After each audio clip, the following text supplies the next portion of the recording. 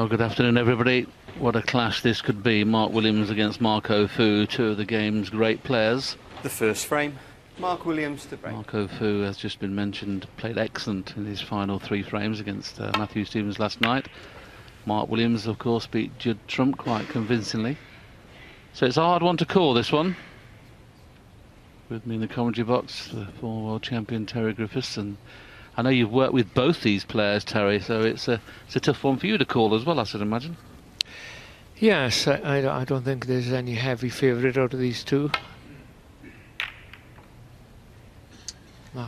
Worked with Marco Fu for what, 5 or 6 years, I think, and he was a great pupil, I must say that, a very nice man and excellent player.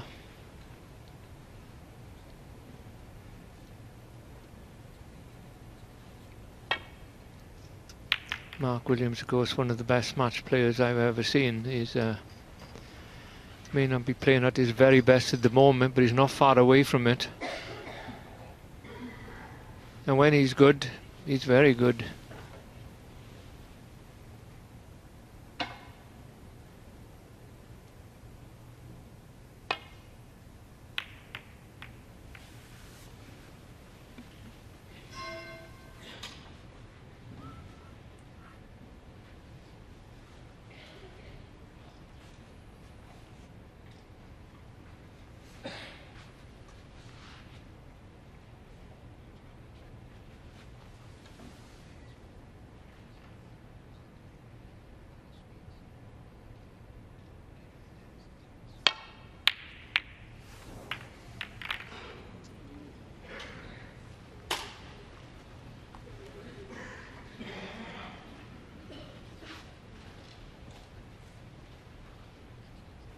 Completely misjudged the safety shot back into baulk, so the first chance falls to Marco Fu. Both excellent break builders, and amazingly enough, I've just been looking at the centuries that Marco Fu turned pro in 1997, and Mark Williams quite a few years previous, but Marco Fu has made more centuries than Mark Williams. I wouldn't have thought that. There was a spell though when Mark Williams used to get to 70 and not even try. He used to just, well, I won the frame and play an exhibition shot. He doesn't do that anymore. I used to love watching him. When he was at his best, Mark Williams, he was one of the most gifted players. He was one of those players you just loved to watch.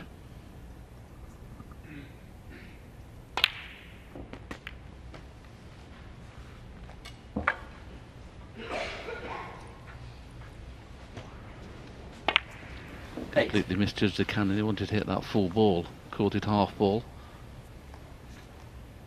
If he was able to get the rest out, and he'd like to play the one to the right of those 3 reds that are together, because he's just naturally just going to brush off the other 2 reds, but he'd be hampered. Can't get the spider in, so that's why he's taking the alternative. There you can see it clearly pots.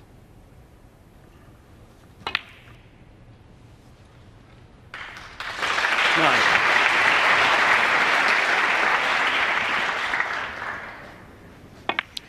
One of the things that hits you early when you see Marco Fu playing, he always looks so peaceful.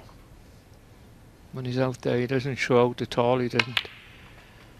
If he's playing really well or really bad, it doesn't make any difference to him somehow. He just seems to be the same all the time, and that's how he is as a person. It's amazing how all Asian players seem to be like that. I don't know whether it's their mentality, the way they live their life, but they're all so laid back, aren't they?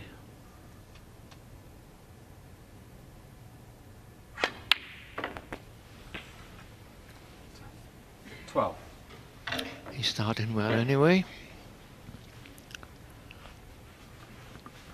He's coached by my son out in Hong Kong, who comes to the tournaments weighing a few times, and he'll be going to the World Championships with Marco. I think it's the first time a father and son has actually coached the same player in snooker professionally. Yeah, absolutely, so I wouldn't disagree with that. The only problem is Marco's doing better now with my son, so I'm a little bit disappointed. Poor shot there from Marco.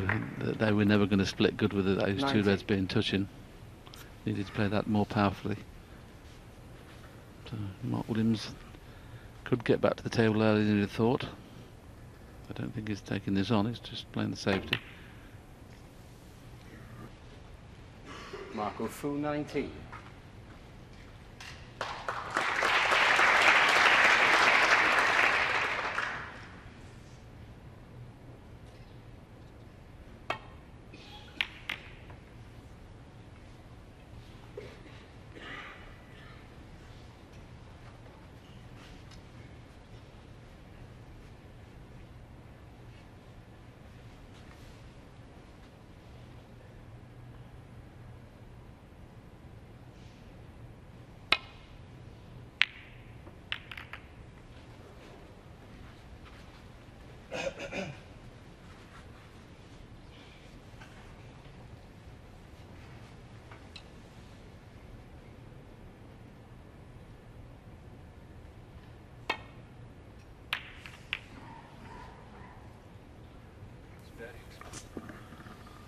not like Mark Williams not to get the cue ball back into baulk. One of the best safety players we've ever had in the game. Just misjudged that one.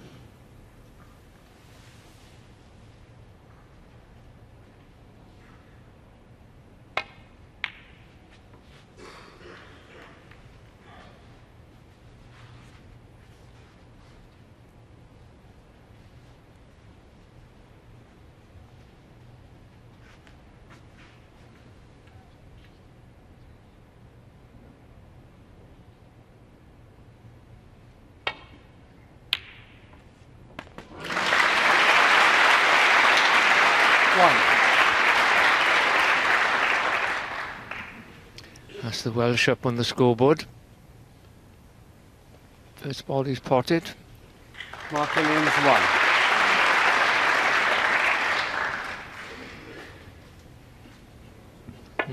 Now this isn't easy for Marco Fu to hit a red here and leave them safe.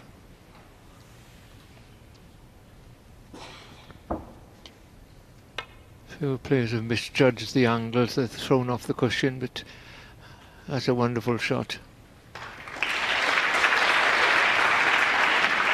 He's left one in the middle, but as good as he could have done, really. I think you can almost, he's not even looking at it, but he's probably playing the cut, is he? The one just above the black. Can he cut that in? It's very thin. Too thin, he hit it.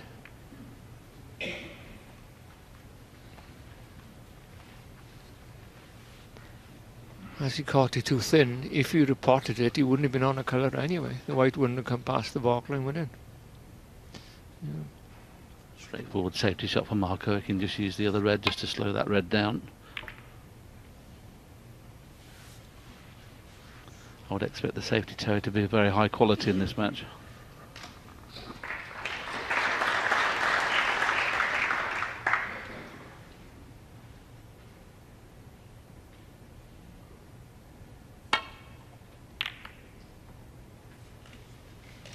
Oh, that was a good shot, isn't it? He had to swerve the cue ball slightly then to make the right contact. Played it perfectly. Okay, he's not tight on the cushion, but that's as good as he could have done that. Problem now for Marco Fu, of course, you can see the reds that's behind the black there. The red on the cushion is making it a little bit awkward on the left cushion to return to baulk.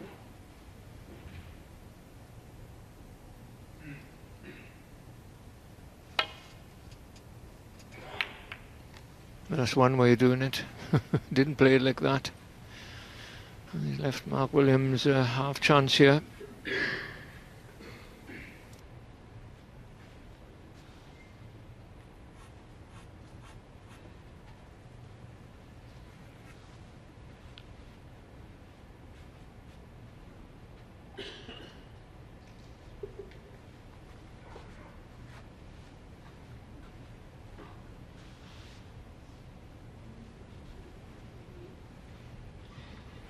Choice of pots, either side of the table can play for blue or baulk colour off this, so it takes a little bit of pressure off the pot.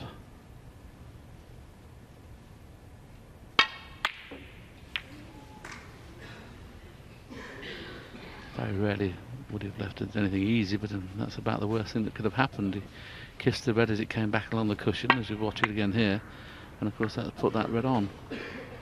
The fact that black's had a play, it's not straightforward to get up for the blue or pink. I think he's just off straight. I think if he plays it plain ball, he might possibly kiss the red that's just above that one he's taking on. No, he's okay. He can play it plain ball and get back for the blue or baulk colour.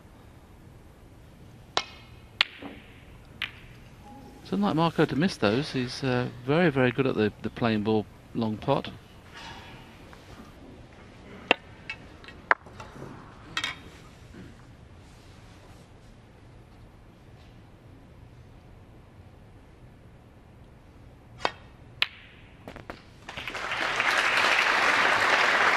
One.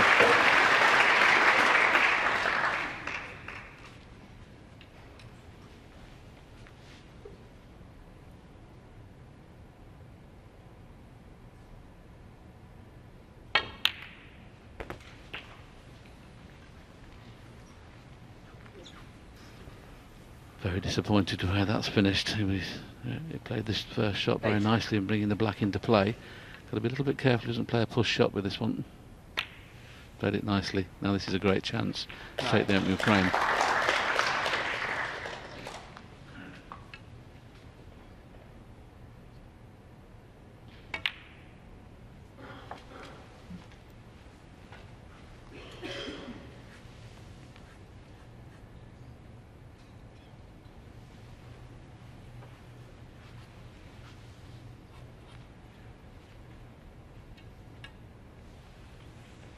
$15.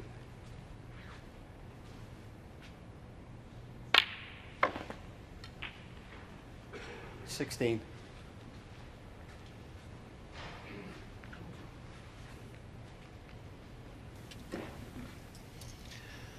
No, they're not easy to get close to the reds here off this green, but he's hoping to leave himself a pot. Oh, he's played that okay.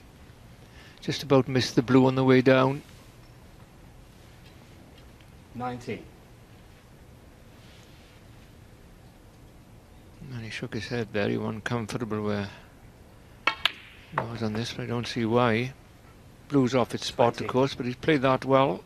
Left himself a nice angle now to come down to the reds and get on to the black.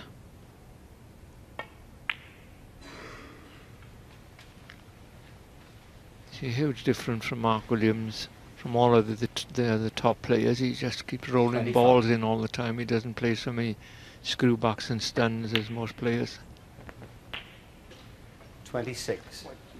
It's the old style, really, isn't it, of the old billiard player years ago, hitting through the ball gently. And At least you can't have any bad contacts, really. Okay, you get the occasional kick when you're running through the way he does, but at least you'll have a better idea on how the table's going to play. A lot of players have been a little bit worried about the conditions, but Mark Williams seems to have battled on okay.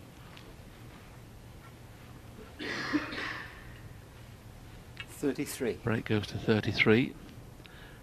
The lead to 15. So he needs at least 4 of these reds. 34.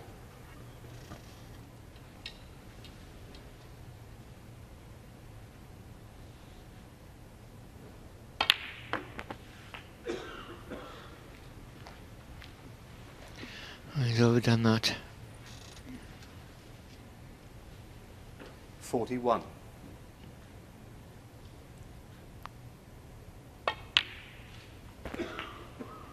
He's okay. 42. Made a nice angle to stay on the black. Looking smooth out there as usual.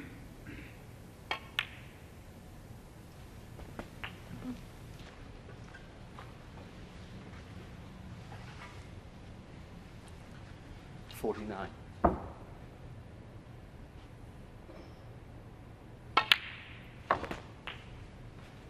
50.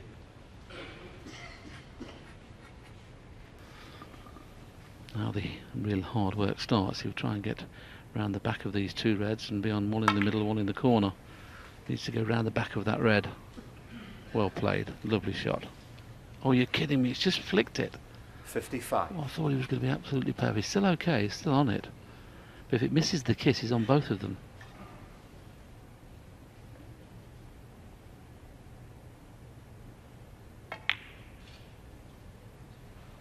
Well played.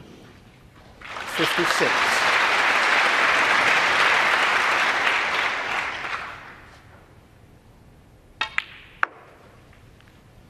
.43 in front, 43 on, just the red. 61.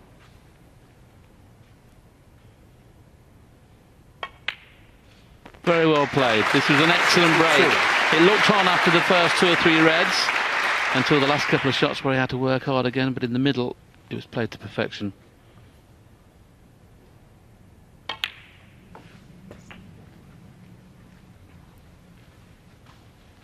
Could we start with a century? 69.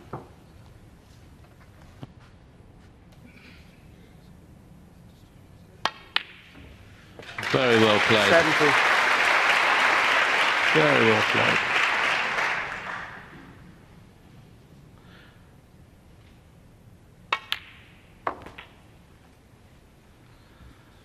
Well, we have a Welsh player, a Welsh referee, and a slightly partisan 76. Welsh crowd, all of which would love to see a century. 78.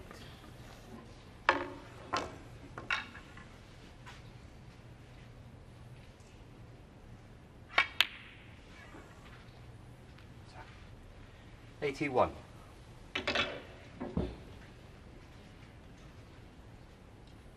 His wife Jo and 2 boys are in the audience, and we may get a chance to show them clapping if he gets a 85. century, because they love to watch him play. They watch the dad play.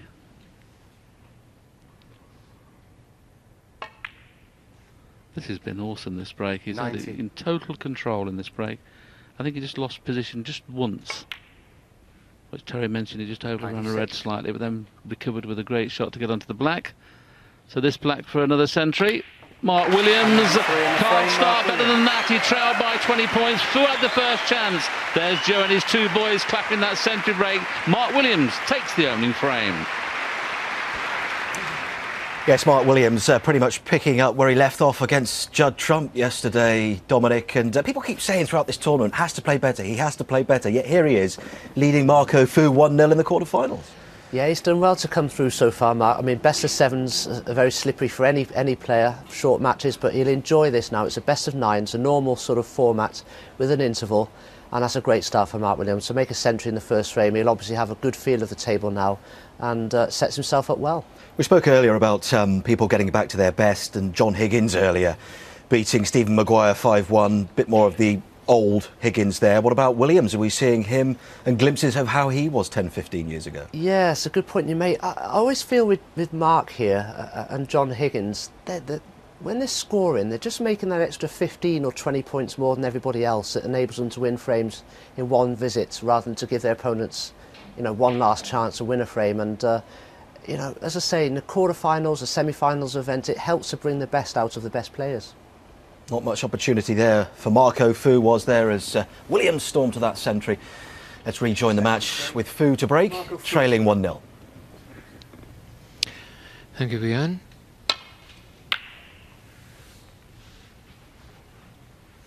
Marco Fu had a few chances in the first frame, but didn't quite make the most of them. Mark Williams did.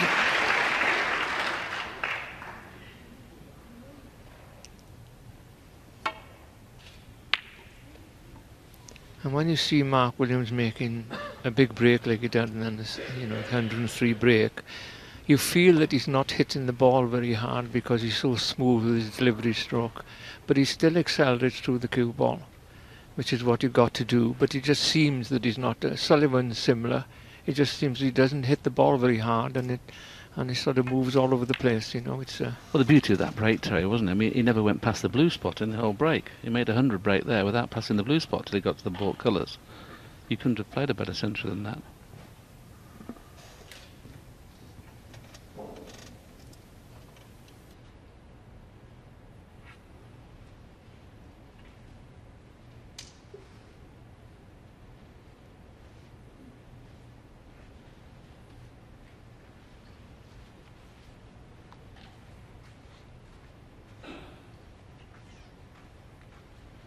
Bit reluctant to play the safety shot off the edge of the pack because of that red that's in open play up near the blue there. He'd like to be able to get that out of the way. I'm not too sure how much you can see of it. I think you can only see it half ball. There you can see that, and it may be very close to being able to pot this, but he's not playing the pot. He's just trying to get the white back into baulk.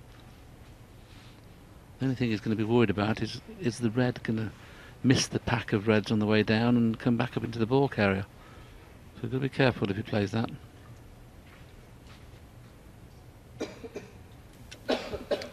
Yes, his problem is, of course, he's got to hit the red so thin for it to hit the pack, and he can't really get the spin on then to take the cue ball back into the box. He's trying something different. Quite different, as a matter of fact. Well, you could say he was a little bit unlucky there. He tried for the red to go in and out of baulk. That's why he hit it so hard, but caught the blue, so easy starter on for Marco Fu.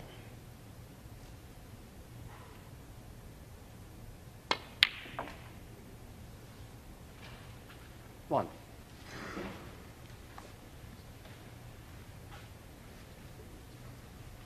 blessed with the most Q power, Marco Fu.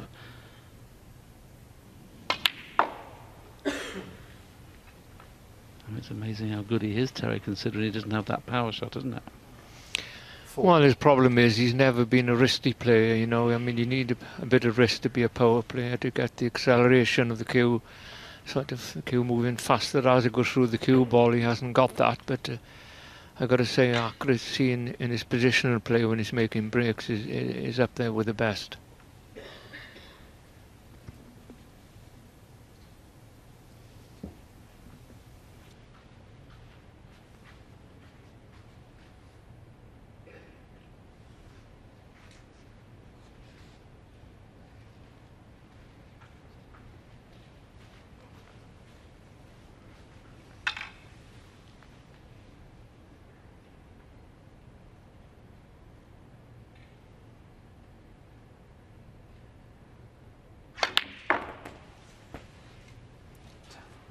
Fine. Doesn't have any reds he can get on apart from the one that's an open play on the right hand side. He can either screw back to get onto that in the middle or run around the two cushions. It's too risky to run around two cushions, I would suggest, because you can get the pace wrong. Well, he looks like he's not really playing with the screw back, so maybe he's decided he can get on it. Well, he did play for the middle, hit it too well. Does he have a bonus? He didn't play for this plant. 12. As you can see there, it has to be made. Not a certainty, this.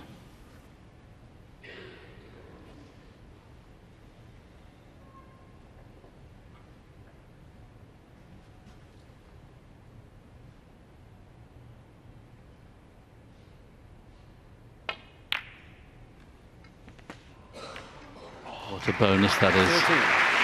Okay, great pot.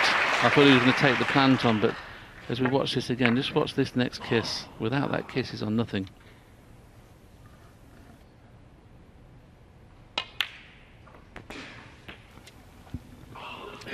You don't mind seeing other players having a bit of luck, though, will you, do you? If you play the right shot, you deserve it sometimes, and Marco played an aggressive shot there, didn't he? Right at the back of the pack. Well, as we said earlier, this is a strong suit, his positional play and break building. If that's not working, he finds things pretty tough. 21. He's a good safety player, and to be honest, you wouldn't think so to look at him, but he's got a lot of fight in him, I tell you, when he's out there playing. He won't give it up at any stage.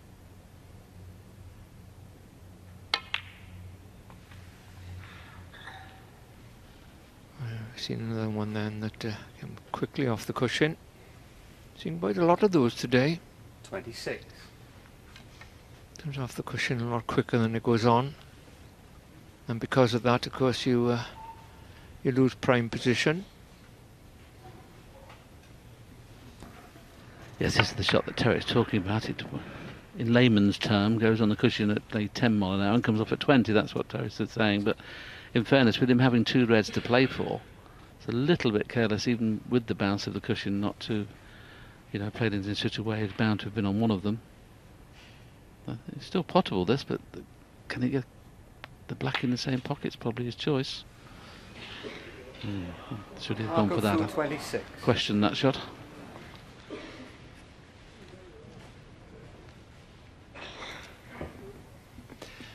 Yes, but like I said, he's really got to score, isn't he, to win this match, I think. So when he's close into a red like that with the black available, I think he had to take it on. It wasn't an easy pot, but that's right what he said. He should have been on one of those two reds that were available. Very similar pattern to the first frame, Terry. Marco's got him first. 8. Broke down on 19 in the first frame, broke down on 26 in this, and when Mark Williams has come to the table, a lot of the hard work has been done.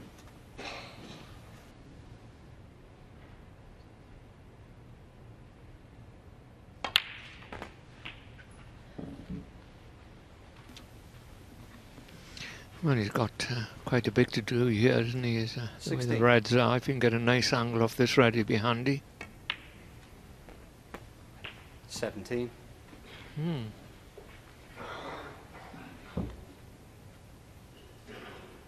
He's not going to try to split them here. Hasn't got the angle. Playing for the last loose red. It's one of those packs, Terry, isn't it, where he'd rather go into them from the blue, but just look at the way they're set. 24. He'd be pushing one to the left-hand side and one to the right-hand side if he plays for the blue, if he goes into them. Whereas playing for the black, he would have... Oh, he got a bad contact.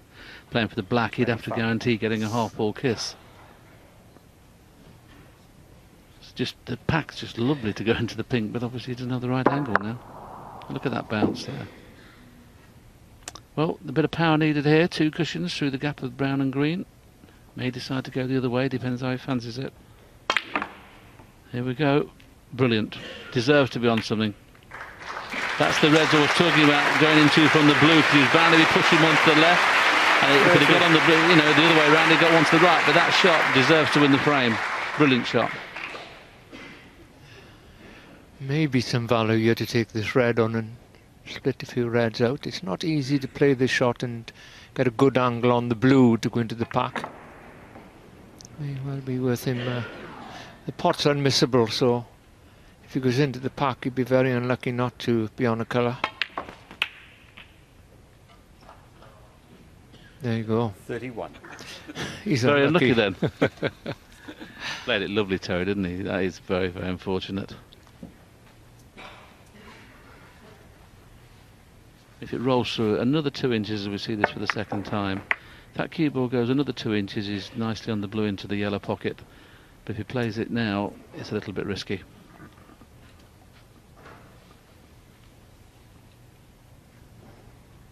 He's taking it on.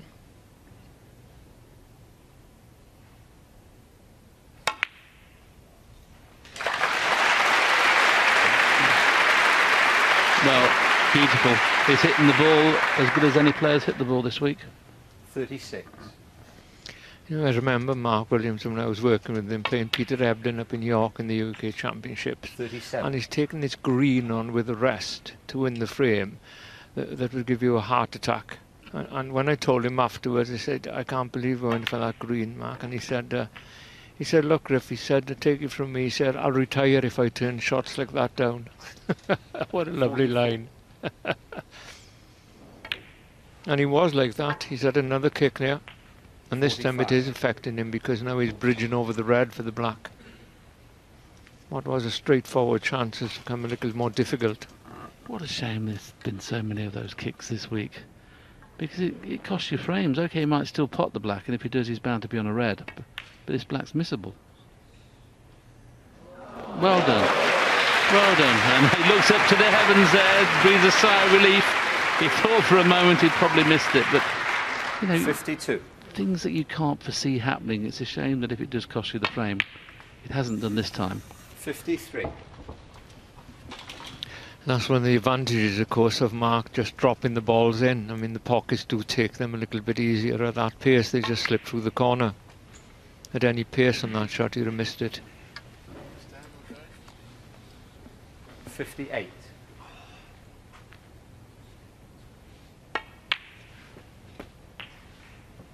59.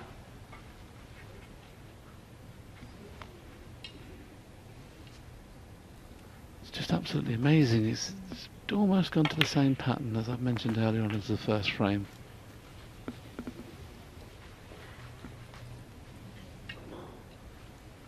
$66. 67.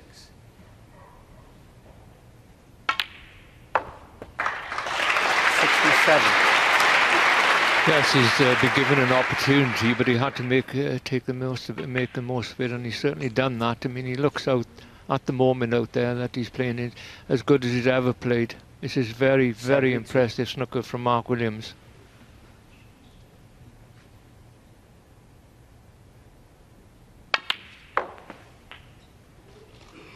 Anything but straight on the yellow, and he's got every chance of making back-to-back centuries in the opening 2 frames.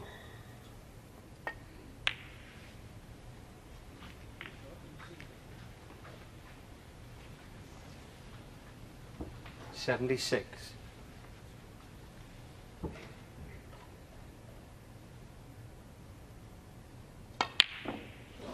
Oh, what a shame, but Mark Williams 76 on the frame. excellent 76 then from Mark Williams. He's 2-0 in front.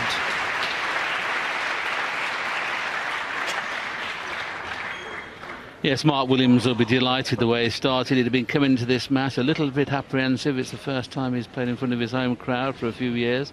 First time he's got any sort of form, you know, coming into a quarter-final of a championship. And we see the shot here. He just had a horrendous kick on the black. Now, the thing is with this, it's missable. So he has to. Terry just talked about how Mark Williams rolls the balls in, and we see it here. He just plays it wrong. Now, for that moment, I thought it was going to hit the jaw, but the fact that Terry mentioned he plays them at a weight to give the pocket every chance to go in, and there you can see his reaction. And of course, from then on, he went on to score enough to win the frame. And I mean, Marco's not really done. He's missed a couple of balls in the balls, but he hasn't really played that badly in the opening 2 frames. But this has been one of the best standard matches we've had so far. He'll be very happy. He won't be that disappointed. He didn't make 2 centuries. 103 and 76 is not a bad way to start a match.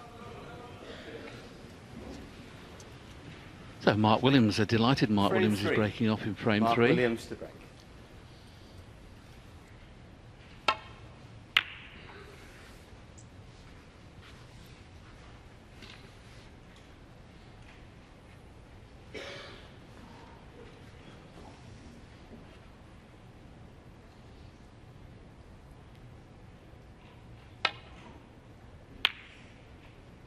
Oh, that's a poor shot. That's unlike Marco.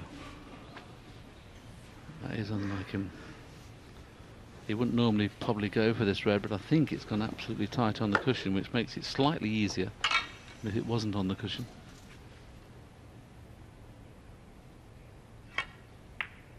So they're always a bit easier to play that shot.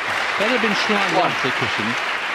The thing is with that, when they're tight on the cushion, you can play cushion first, and it seems to make them just grip to the cushion. Never left the cushion once to that. Horrible pack to go into this. He'd do well to get on a red. When the pack's like that, the only way you can get onto a ball is in the middle pockets. It's impossible to get onto it. And of course, if you screw into them, you've got no chance. And because he's stunned into him, he's given him half a chance.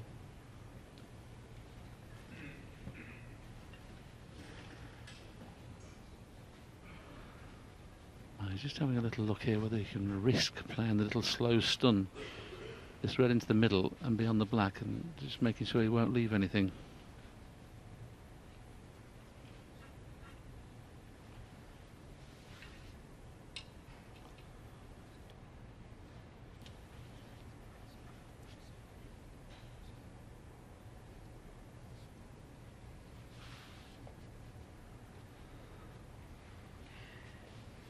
See, if he could leave the red, sorry, the cue ball where the red is now, and play the little slow pot into the middle pocket, the only red he could leave on is the one he's going for, but he's looking for an alternative.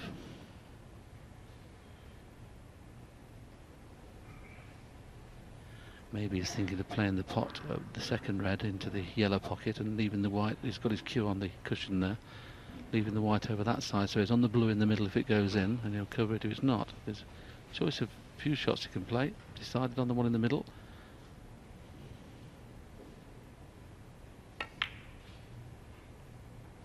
Very good. Very good. Right. I mean, in fairness, he didn't hit it as well as he would like, because he would have left that red look in the opposite middle, but right into the heart of the pocket.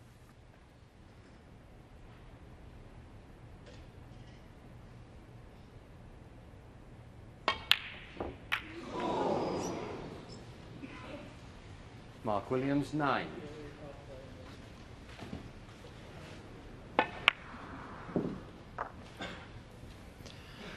And his first bad miss really in the match so far from Mark Williams. He needed a bit of power there and got into the pack. Yeah, you sort of you've got to focus on the pot as well as the positional side, and it can be difficult. You can put a little bit too much on the split and not enough focus on the potting angle.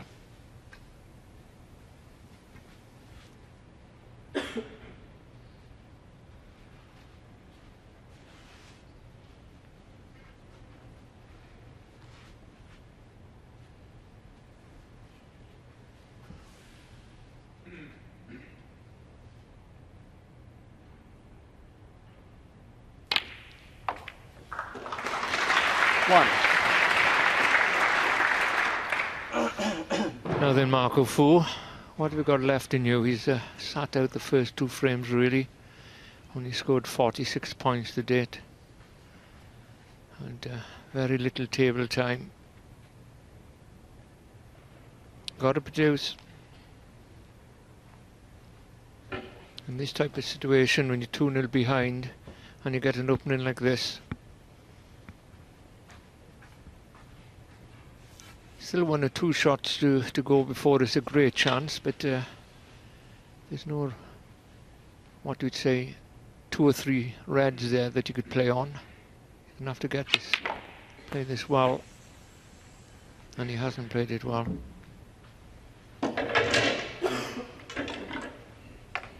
8. Terry's saying there, of course, you know, he played his 3 or 4 feet shorter than where he's finished, so he's been on an easy red. This red goes without saying is missable. You'd expect him to pot it, but it's certainly a little bit more tricky than he would like. If it was if it was in between the pink and blue, it would be a certainty. That's where he played to finish.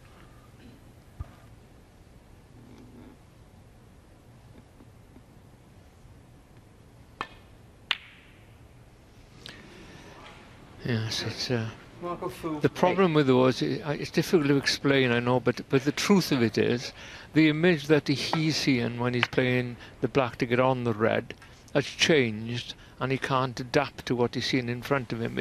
If Mark Williams had left him that red on, he'd have been very happy, but because he's lost his position, it just puts you out of sync. Good point, that. I never thought of it quite like that. That's exactly the way it is, isn't it?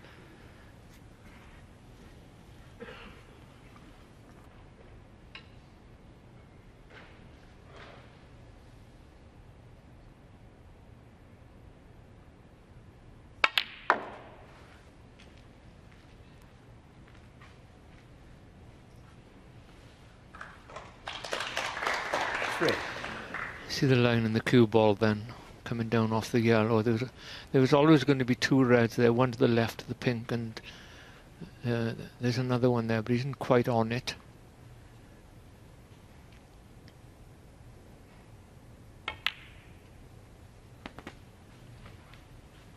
And once again, the problem is you've got to be high up the table for the blue. You're going to have to leave himself a red over distance now. It's amazing over the years how we all do it, or we all used to do it, Terry, didn't it? What is wrong with making sure you get behind the blue so you've got a bought colour? A number of times players finish short and have to play, like you say, to leave yourself a red at distance. It's amazing. Well, especially on those type of shots he played, you see, it was a thin cut and he had to put some backspin on to hold the cue ball, so it's a little bit tricky. And you're better off just going up for the, you're guaranteed to be on one of the 3 ball colours. But he's cueing the ball so beautifully. He really is cueing the ball beautifully. Mark's able to play these shots plain ball, which a lot of players don't. They tend to play with a little bit of help inside sometimes. And I mean, just to keep an eye on this ready. I mean, it just struck it so lovely. 16.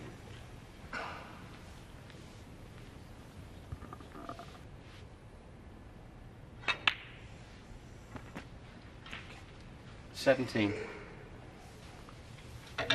He missed a black like this earlier on in this frame, trying to split the reds, and he's taking the pink on this time. Gives him a better chance of retaining position. Ooh. There's no such thing that almost didn't go in. It either goes in or it doesn't. 23. Always looked near jaw. I mean, it did bounce a little bit, but I thought the way Mark stopped in his tracks, it may have pulled in a little bit, but I don't think so.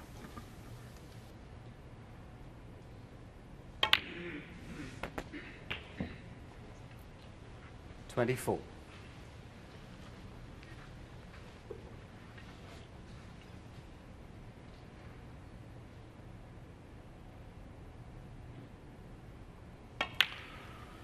Well, it's like deja vu, isn't it? Once again, Marco was in first. Okay, he only got it at red and black and then missed the red. But he's got in first every frame. 31. And spent the rest of the time sitting on his chair. Yeah, it's a nice chair though. 32. It's certainly more comfortable than the two we've got in here, Tara, I'll tell you.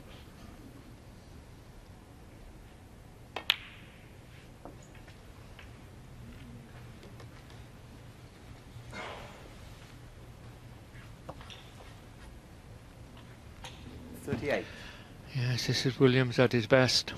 We haven't seen it for a while, especially in the big stage. He's had spells of playing to a high standard, but 39. not often enough. What he's got to be careful is, of course, he doesn't want to be thinking about expectations here. He's got to make sure he's going to try and win this match first, and then see who's playing in the semi-final and final. There's a long way to go. Mark's never been one to expect too much or too little, to be fair. He goes out there with a good frame of mind. And that's an excellent positional shot. Didn't have a lot of margin of error there to get onto this bottom red. And of course the problem is now, he'd love this to be a no interval match, because at the moment he's playing beautifully. 45. And that 15-minute interval that there'll be after the 4th frame. Lots of matches have changed, so obviously this frame looks like now being virtually over. Next 2 reds and 2 colours is definitely over the line. So whatever happens, he'll be at least 3-1 in front at the interval. 52. 53.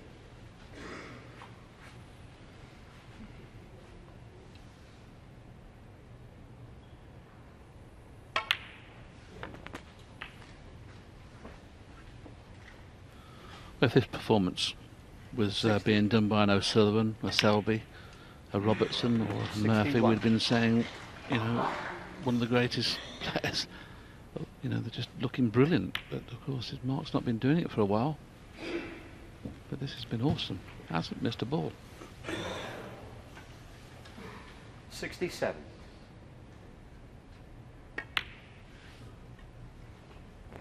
68.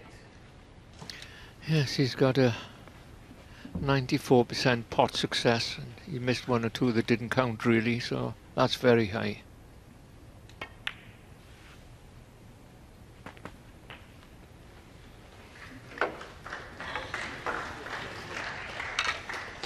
$75.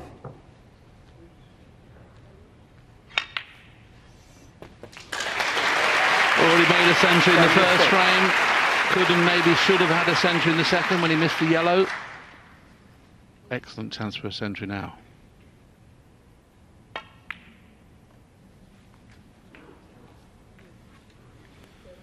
Well, the way some of the players have been playing this 81. week, I didn't see this coming because the table has been a little bit tricky. 83.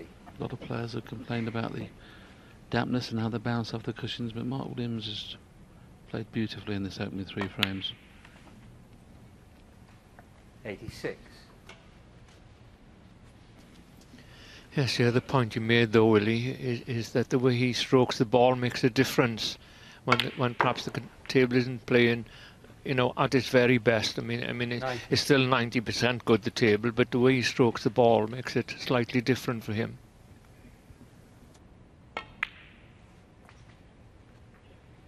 Don't think this is going to be high enough. 95.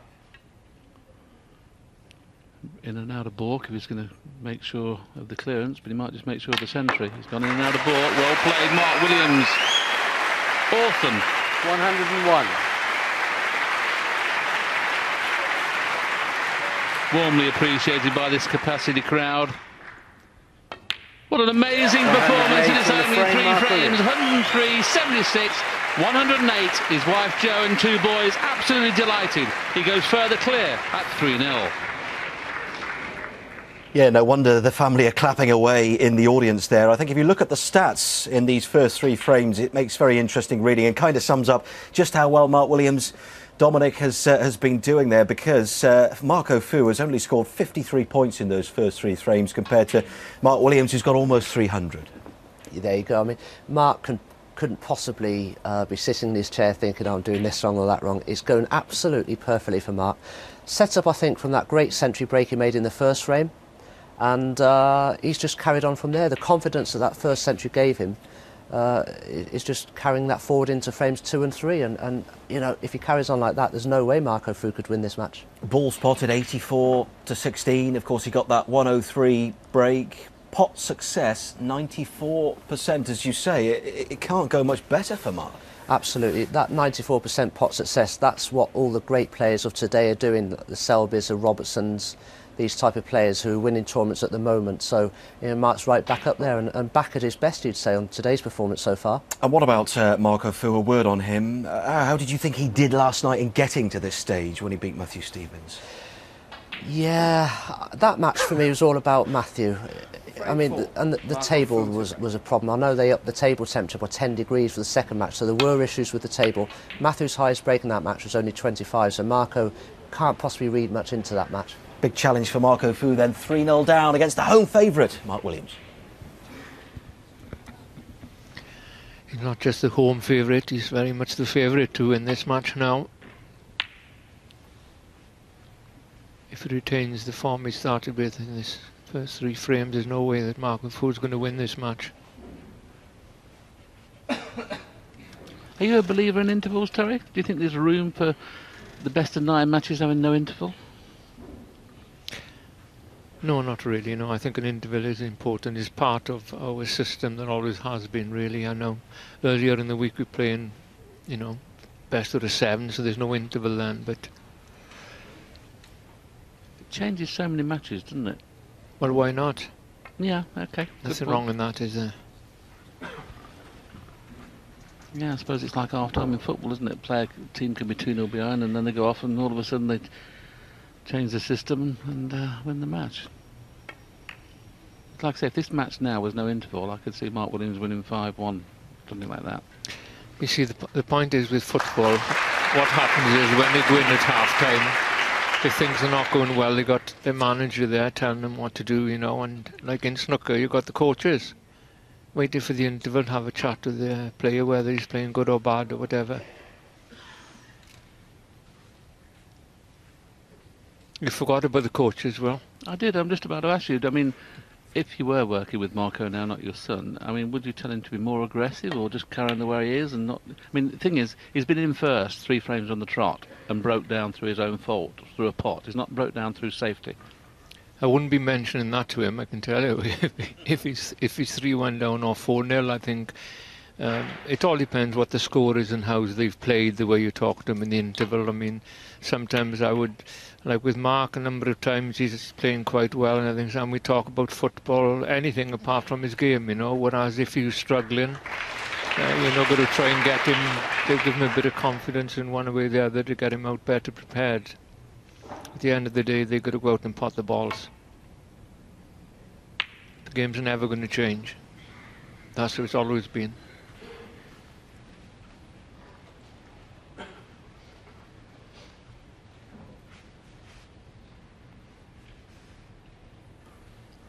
Tempter for Marco, either into the baulk pocket or the middle. I suppose the baulk pocket would be the guaranteed position if you play in the middle. The cue ball's running free, but I wouldn't want to be playing this shot 3-0 behind. He's taking on now. If he was 3-0 in front, I fancy him knocking it in.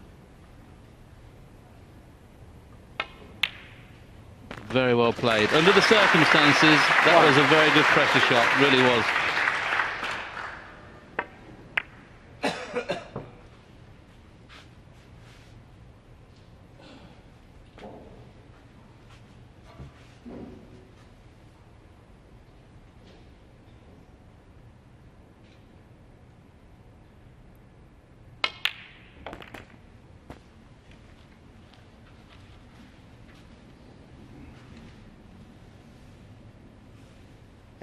Touching ball.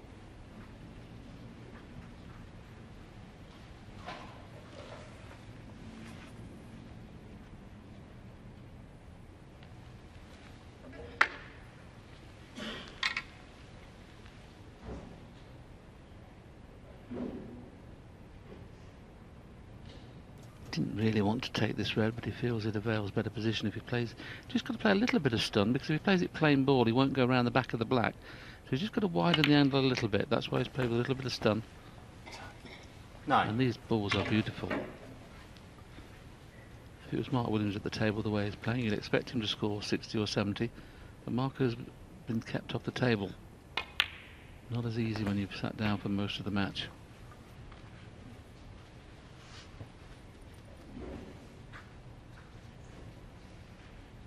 $16.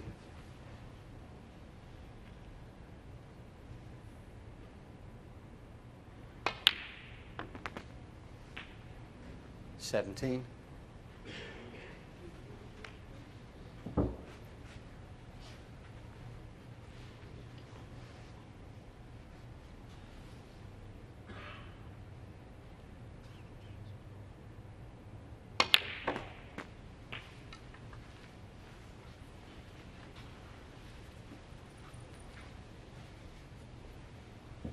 $24.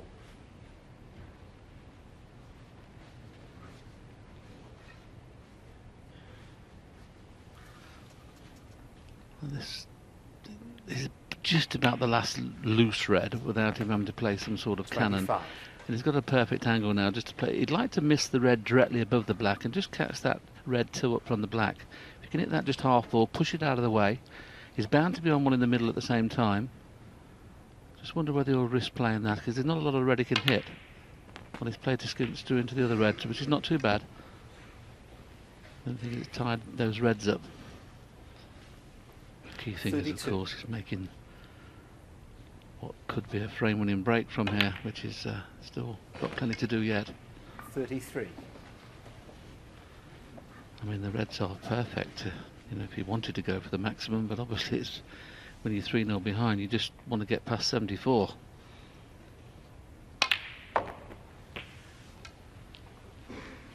Made the maximum break, I think, at the Masters this year.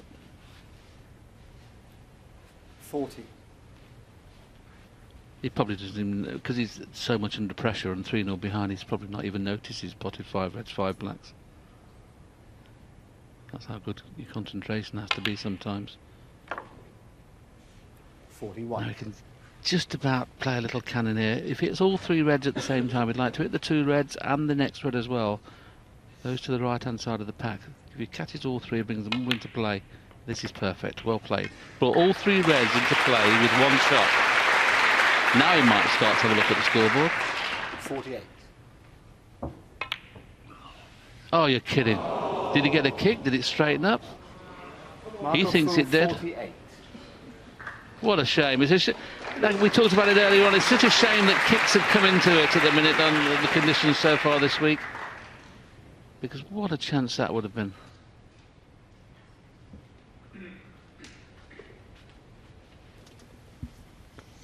What do you mean this week? I mean, there's kicks about all the time, I'm afraid, and it can be, well,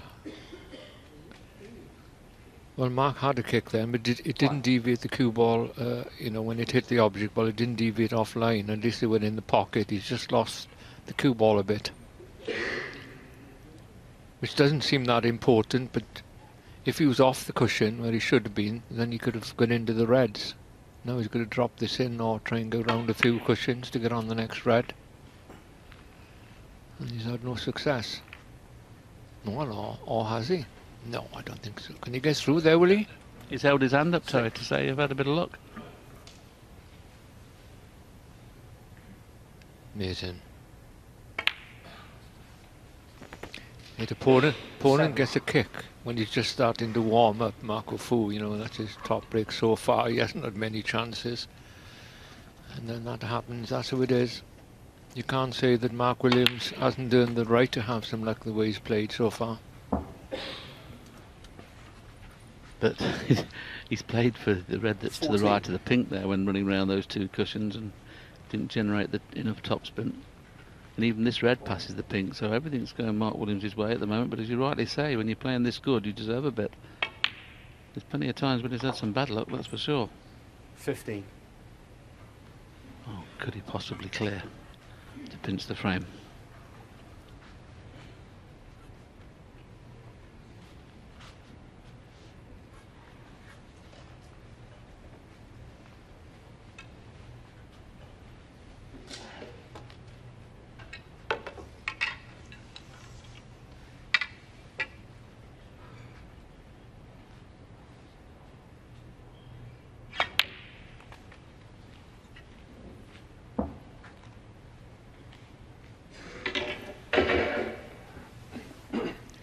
Well, he had to leave 17. a red from distance.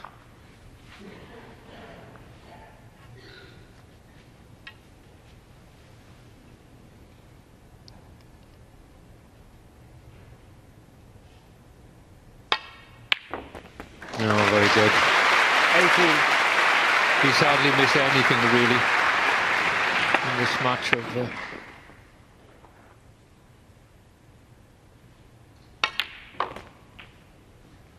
No, this would be a blow for Marco Fu if Mark clears up from here, and he's very likely to the way he's playing.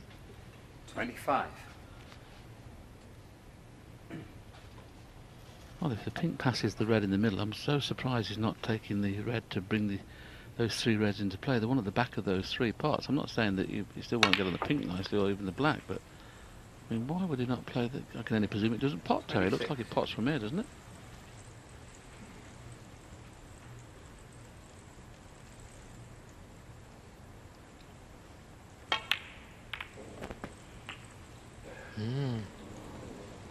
Well, he's got a plant on. He's held his hand up again. He's made this into a play. Yeah, that's amazing. It never rains, but it pours. 34. He's apologised twice now to Marco Fu. That's a lot for Mark to apologise twice. He's really laughing underneath. No, I'm only joking. 39. 40. Tried to leave an angle on this black to move the red out, but he hasn't got that angle now. And with him being left-handed, of course, that red is going to be more difficult. I suppose he could leave an angle on the blue to try and move it. He don't really want to be playing it down the cushion, 47. that's for sure.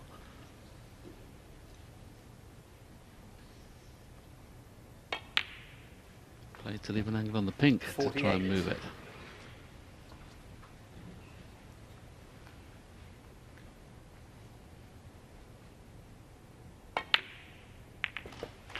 Well, the double kiss didn't help, but he got it slightly off the cushion. He potted a red into this corner earlier on in the match with the rest. Would have liked to have been a little bit straighter on this. The way the match has gone, would you go for this, Terry? He'll go for it. I did tell you earlier on that when he turns shots down, when there's a chance to win later on in the frame, he said he'd rather retire and turn him down. So that says it all for Mark. He's still a winner, you see. He still thinks like a winner. Perhaps he hasn't been playing as a winner, but he still thinks the same.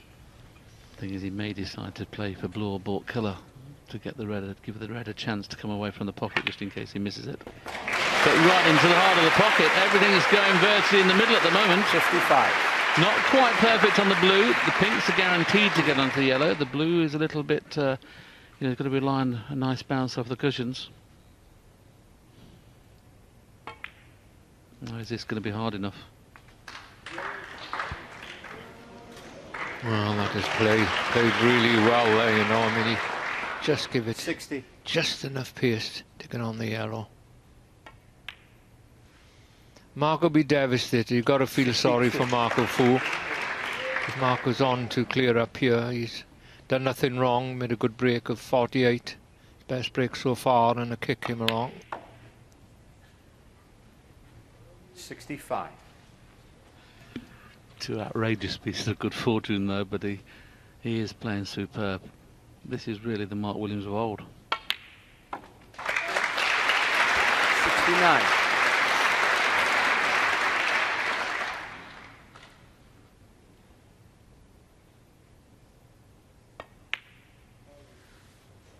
That's the one. 74. Just make sure of things. 80.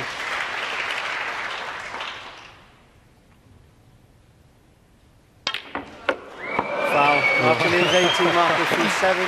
The black gets out of the pocket, it doesn't really matter. A kick for Marco Fu and two good pieces of good luck for Mark Williams, and now he's 4-0 in front.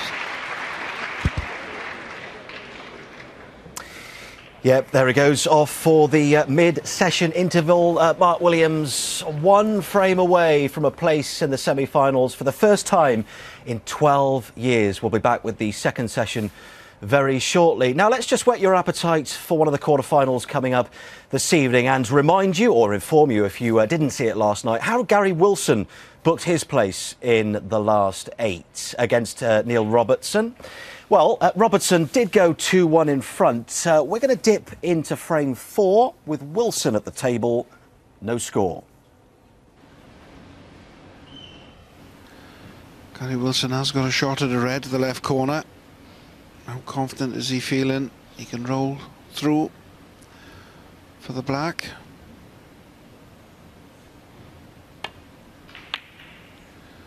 He struck that well. Needs a big bounce off the cush. 1.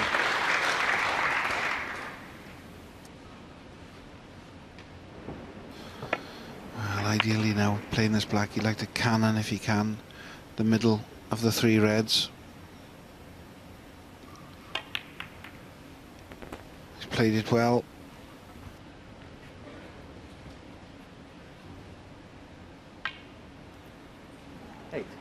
This was a super shot from Gary, judged to perfection. Giving himself every chance here to amass a sizable lead. In a very important frame for him.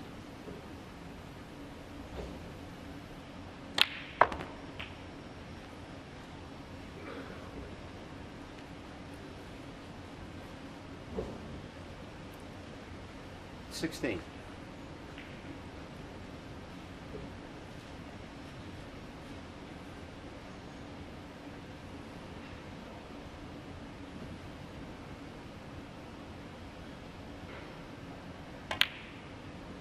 $17.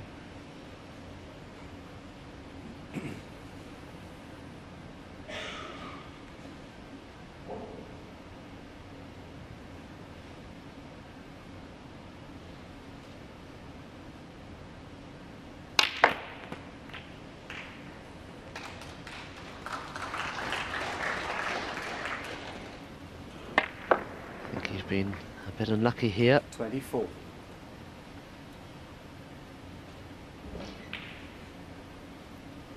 Well, the red he's playing is the one nearest this left centre pocket. Just cuts in. Yeah, good shot.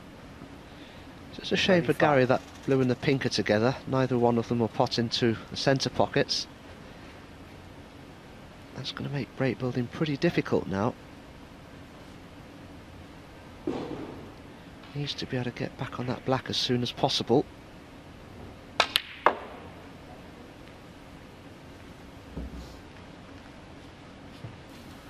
That was a well struck shot.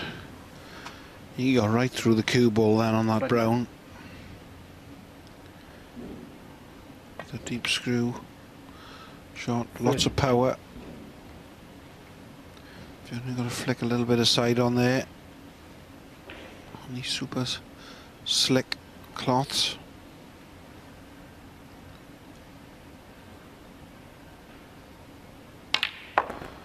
So he's still staying positive.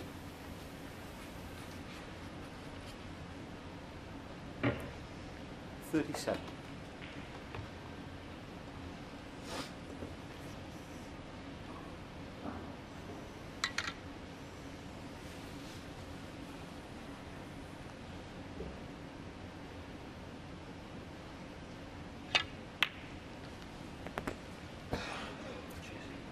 $38.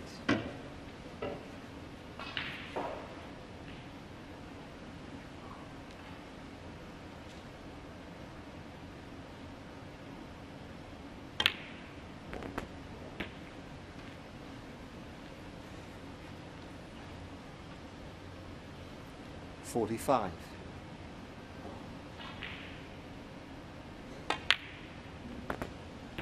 $46.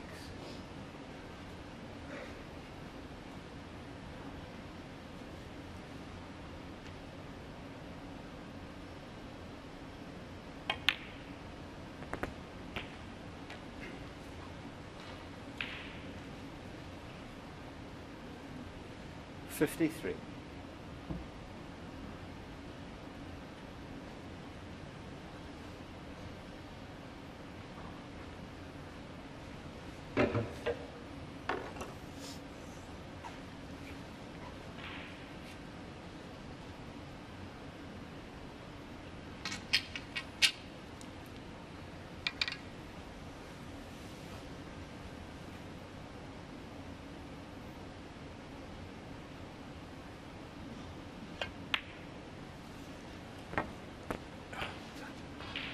54.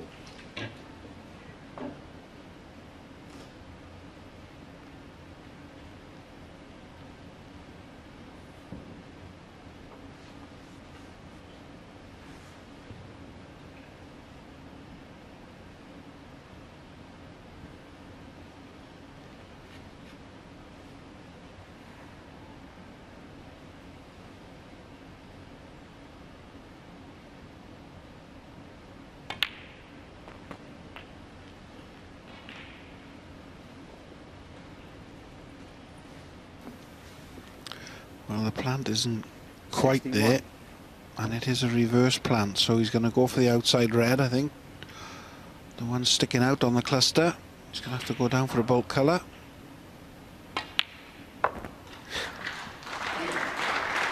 It's quite close to winning post in this frame.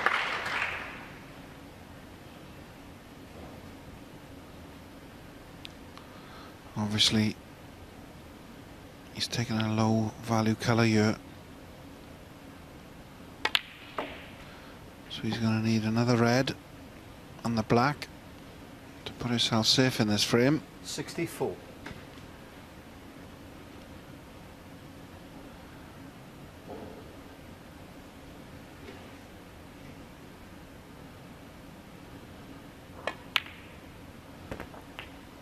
$65. And that's just about perfect. This has been a very good effort by Gary Wilson.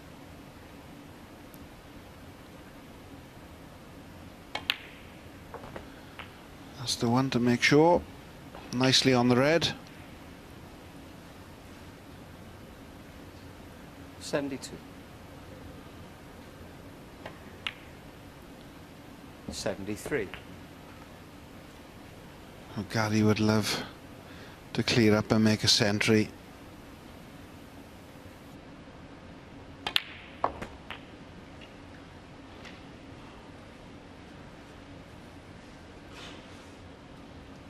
$80.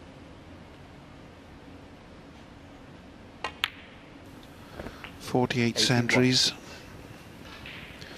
he's had in his career so far.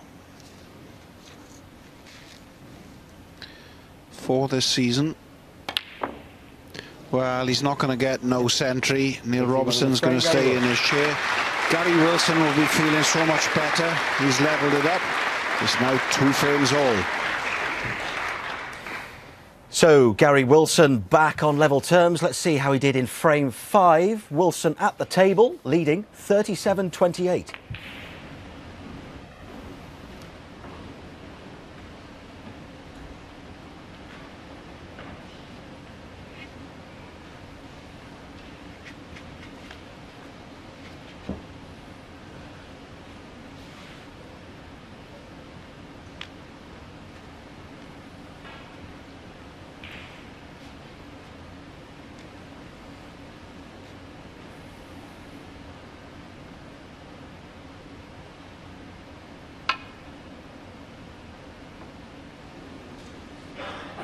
Foul.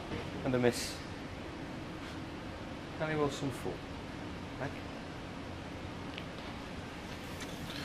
Well, you can see what he's trying to do. Just behind the He's trying to get the edge of that red, get the white back in the bulk area. Be interesting if he misses it this time.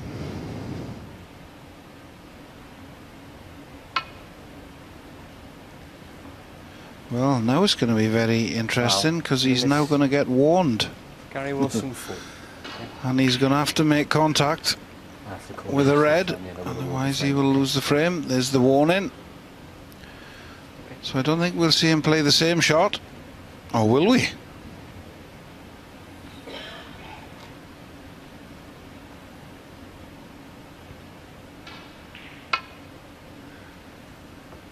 He has, and he's lost the frame. And a miss. Gary Wilson 4 and the frame. Well, I just can't believe he's played that. That's just absolutely unbelievable. Gary Wilson's not going to mind. He now leads 3 frames to 2. What a mistake by Neil Robertson. Yes, and clearly Robertson rattled by that triple error, and as it turned out, he wouldn't recover from it, and a break of 53 would help Gary Wilson to see off the world number 4 with a fantastic 4-2 win. So this is your quarter-final menu then. We will see Luca Brazil playing Ricky Walden. And that other match, Gary Wilson, we saw there, will face Ben Wollaston, who beat Ali Carter yesterday. And we heard from Wollaston a little bit earlier on. What about his opponent? Rob Walker's been roaming around the Players' Lounge all day, and he caught up with Gary Wilson. Well, I'm sitting next to a man who had the best result of his career last night. I'm hoping he's still pretty excited about it. Gary, knocking out Neil Robertson. I mean, of course, you go into every match thinking you can win, but that was massive. Yeah, definitely. I was really looking forward to it. I mean, I've had a couple of games on TV, not many to be honest, not much experience on the TV table, so I was just really looking forward to the occasion. And obviously playing a player like Neil, who's one of the top players in the world, you're not expected to win, so I went into it with an attitude of just trying to enjoy it, and I knew I could play well on my day and possibly get the result, but you just go into it trying to enjoy it and see what happens, really. Now, one of the key moments of the match was obviously the snooker, which led to him conceding the frame. Surely, when he lined up for that shot the third time, you thought he might play it differently. Totally. I couldn't believe he played it the same way, to be honest. It's either squared off the cushion or it's drifted slightly the first 2 times, and I thought the third time surely he's going to either play a different red or a thicker shot on one of the reds or something, but I couldn't believe it when he missed it a third time. He must have thought he was going to be all right even if he lost the frame, but obviously it didn't work out that way for him. So well, great composure from you to close the match out. Now, yours is, OK, fairy tale might be a bit cheesy, but yours is a great story and a great adventure, because up until January last year, you were driving a taxi as well as playing snooker. What a turnaround. The taxi man's no more, but it was the first half of last season. I was still taxi driving, like you say, and I was doing quite well. I was actually doing pretty well last season. Throughout the whole time I was still driving a cab 40 hours a week, and when I gave it up I actually started losing games left, right and centre. I couldn't win a match anymore, so I started thinking, what have I done? Like, I need to get back to doing full-time work and playing snooker at the same time, otherwise I can't win. But the last couple of weeks, obviously, it's been a little bit of a turnaround. I've won my last 2 qualifiers and then starting to do well this week as well, so hopefully it'll turn around for us. Well, it certainly is turning around, and here you are. You reached the last 16 in India, but this is a ranking event quarter-final, and it's a massive opportunity for you and Ben. One of you is going to be in the semi-finals on Saturday here in Cardiff. That is quite some prize dangling. Definitely, I mean, great. I've known Ben for years. We grew up together playing in junior tournaments, so I know Ben well. And obviously he's pushed on a little more in the recent years than what I have, but obviously anyone's game tonight, so really looking forward to it again, and hoping, obviously, if I can get down to the semi-finals in one table, and that'll be even better again. And just finally, your dad's been here all week. You've got a mate coming today. Is your dad a nervy spectator, or has he learnt to kind of keep that side of his energy under control? Will he be quite calm when you see him in the stands? He looks calm, but I know he's generally quite nervous when he's in the stands. Yeah, and he gets a bit excited. Like last night when I potted, I think the frame red, the long red, to secure the match. I heard a big shout from him, and he was like, "Get in, come on!" So he gets excited. Like, yeah, my mate came down last night because he lives nearby, near Newport. But obviously, if I could get through and possibly even do even better again and get to the final, see if we can get the girlfriend down in that as well. But one step at a time, see if we can get there first. Well, it is a brilliant story, and there could be another great chapter about to be written. So the very best of luck tonight. The most important thing of all, enjoy the occasion, because it will be rocking out there. Thanks very much. Cheers. Yes, Gary Wilson's profile is sure to be growing, that's for sure. Dominic, it is a fascinating story, isn't it? This the way it's panned out with Gary against Ben Wollaston tonight. Yeah, and listening to that interview there from Gary, it just shows how difficult it is, life on the snooker tour, and how good you've got to be to earn a living at the game. As he alluded to there, he was taxi driving quite recently and didn't know what to do with his career, to pursue snooker full-time, to be a taxi driver, or do a bit of both. How hard is that if you're trying to earn a living, as a taxi driver, doing that, and just to get by, but also trying to keep focused on your snooker and find enough time to practice to get that life as a pro that you dream of? You have to take a long look at yourself and think, am I really good enough? What have I done in the game? Who are the sort of players I've beaten? Do I think I can do it? What sort of preparation am I willing to do? What sacrifices am I willing to make for the game to be the best that I can? And do I think I can make it? Well, you've got to answer yes to all those questions. You've got to put in the hard work, believe in yourself, and if it doesn't work out, don't worry about it. Another big night coming up for Gary Wilson later against Ben Wollaston. Well, in our current quarter-final, it couldn't be going much better for Mark Williams. He's 4-0 up against Marco Fu. You'll have seen his nearest and dearest cheering him on in the crowds. Well, Rob Walker has been a busy man. Earlier, he caught up with the Williams family. Well, this is the heartbeat of Team Williams. Here's Joe and Mark's sons Connor and Cian and a family friend JC. Joe, let's start with you. Did they sleep much last night? Have you had a difficult job keeping them calm? Well, they did go to bed quite late, but they've been very excited this morning. I think it was an interesting car journey on the way down here. But yeah, they're very excited and very hyped up. Well, and they had the opportunity to sleep in this famous Williams family caravan. So where's that? We're at Home Farm, Burnham-on-Sea, so we love it down there. Mark loves his game of bingo, and you know, he has his own personal bingo dabbers, so that's how he likes to relax. It's rock and roll for the double world champion. Now, Connor, you're the oldest, so tell us a little secret about your dad. Tell us something funny that we might not know or might not have read in the papers. My dad hardly ever has a shower. What? It's like once every couple of months, like 4 or 5. And in snooker, if you could just wear anything you want, you would probably wear ragged baggy tracksuit bottoms with a big baggy jumper. So he's more of a tracksuit trouser man than he is the smart waistcoat and trousers. Yeah, like he doesn't like really wearing his suits and mostly stays in bed for most of the day.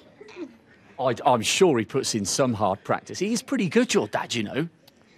Yeah, he's all right. The master of understatement. The master of understatement. Cian, tell us something about your family life. You know, what's your dad like? Is he fun? Does he make you laugh? Yeah, sometimes. He makes me laugh when he's rubbish at fishing and good at snooker. Wow, so he's not so good with a fishing rod, but put a cue in his hand and he's got it. Now, who's the best out of you two? Me. No, it's me. Controversy. Well, you've got to get a couple of points. He's got to get a couple of points advantage because he's younger. But have you got a table at home? Does your dad coach you, or do you just have a mess around?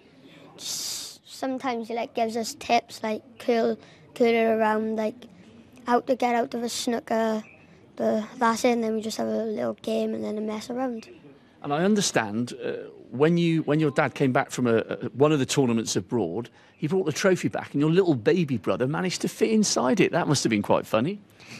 Yeah, we were all taking big pictures of all my friends around the cup, and my baby brother sitting in it, and all stuff like that. Oh, it's brilliant. Now, just finally, boys, you don't seem very nervous, quite relaxed. Your dad's won for being pretty laid back. Are you quite calm about this match, or do you get a bit worried when your dad's playing on the big stage like today? He gets worried. Oh, so you're a worrier. You're nervous. Yeah, I'm nervous. What about you? You seem quite a laid back character. Yeah. I know that he's going to win today. Oh, confidence. Well, Joe, you got a couple of real live wires there. So best of luck keeping your nerves under control for the rest of this afternoon. And can we come back and talk to them again if he gets through to the semis and the final? Because I reckon there's the makings of a Williams family show there. Yeah, sure. Great stuff. Cheers, Joe. Good luck, boys. Right. Thank you. Thanks, Rob. Yeah, I wonder if Mark Williams took a shower during the interval. Anyway, he's 4-0 up on Marco Fu as the players come back out for the second session. Williams tantalisingly close to the semi-finals. One frame will do it. Let's head back to Willie Thorne and Terry Griffiths. Well, thank you very much indeed, and what an interesting little interview that was with the Williams family. Mark Williams to break. Mark Williams doesn't like the odd shower. There's the thing. It's the best entertainment we've had so far today, I must say. It was very funny, but the standard of snooker has been absolutely top draw. The best we've had in this tournament so far. The kids are back in the audience. There's Joe just settling in. Doesn't look like they've got an earpiece on, Terry. What's the game coming to when they're not listening to our commentary?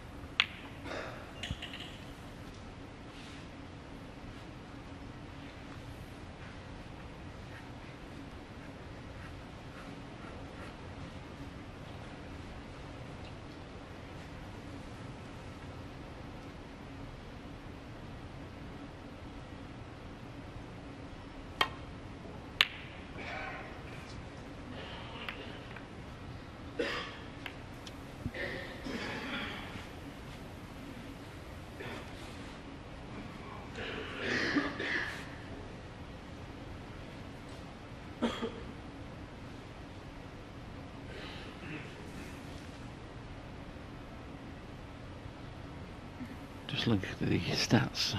Marco Fu, amazing enough, that's the 5th pot he's missed in the match.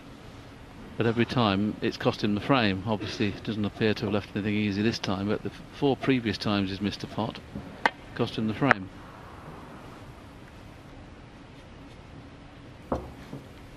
It's tough out there.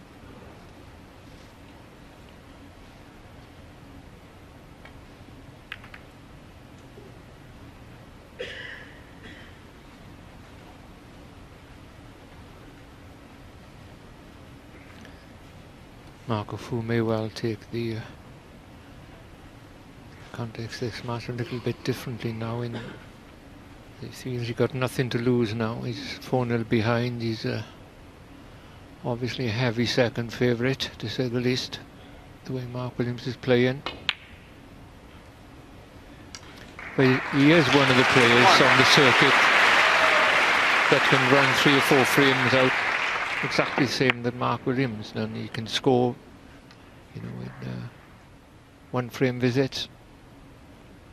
You never know. Well, that one turned out okay. 8. It does relax you a bit, I suppose, when you're out there, when you're 4-0 behind, and the way his opponents played as well. On top of that, you know. And you can go out there now with not a care in the world and play really well. Yes, he'll certainly have to, though, won't he, the way that Williams is playing. But this is an excellent chance. As in the first 4 frames when he got in first, he had plenty of red split. Hopefully this time for Marco Fu fans, he'll make a sizable break again.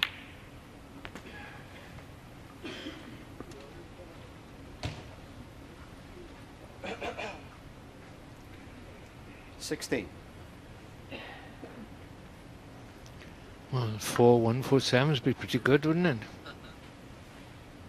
Unlikely, but pretty good.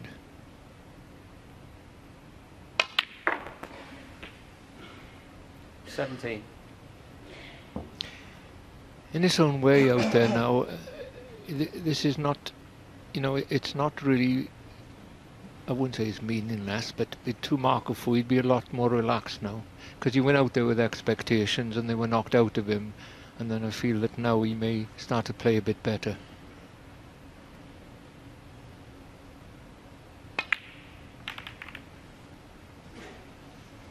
And not with kisses like that, he won't.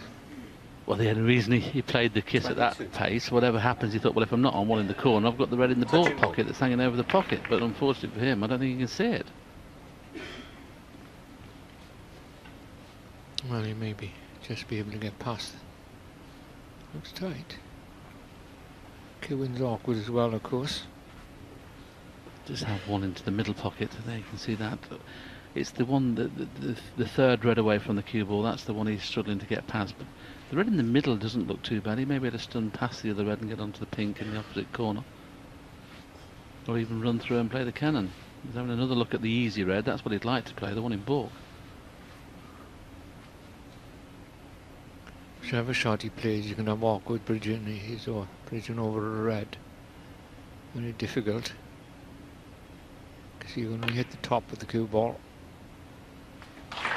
23.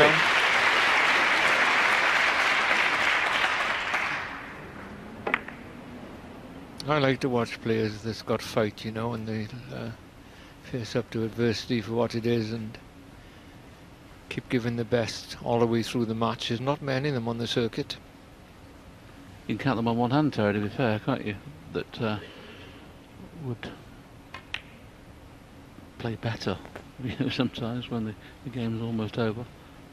He didn't play bad in the first half, he only missed 4 balls. 29.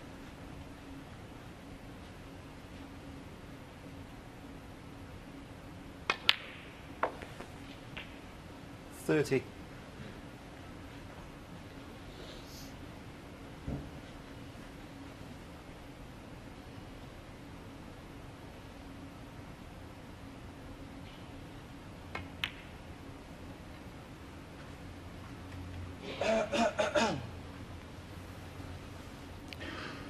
If you look at Marco Fu, you think he's having a knock on his table at home. He looks so relaxed and always looks the same.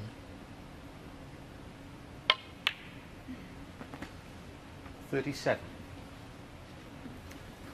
Well, to get a frame on the board, you couldn't even put them by hand in a better position than they are now. He's virtually going to have a bad contact or a fly off the cushion here not to make a frame winning break from this position. 44. I suppose a miscue could happen, but almost guaranteed that he'll win the frame from here.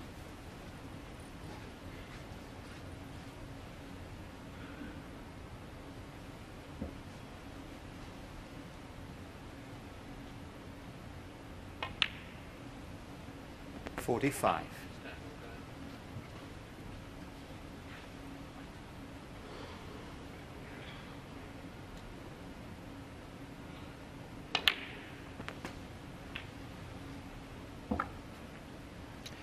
He's had one or two awkward shots in this break, but generally he's kept very good control of the cue ball, keeping it as easy as possible.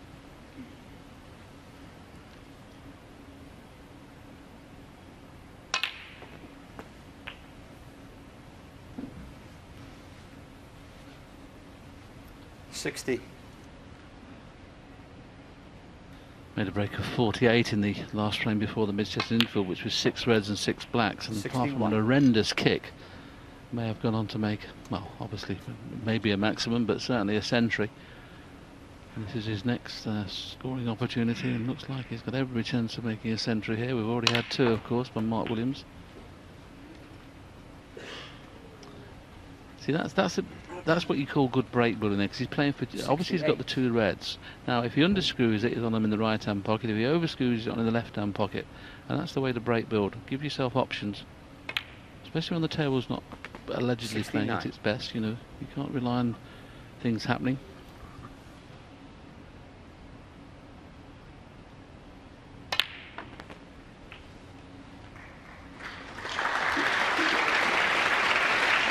Round of applause from the knowledgeable audience to say that was frame ball.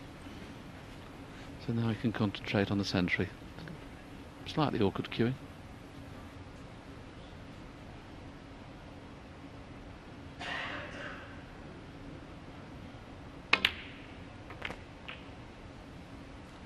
$77.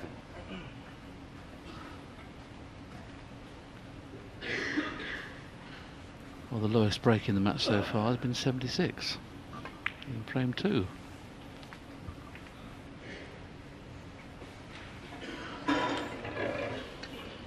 $82.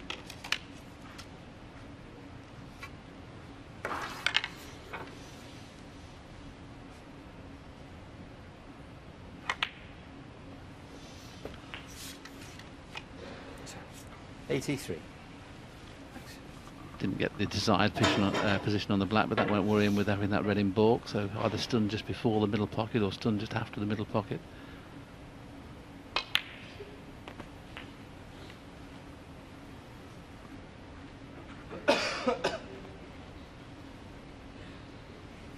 $90.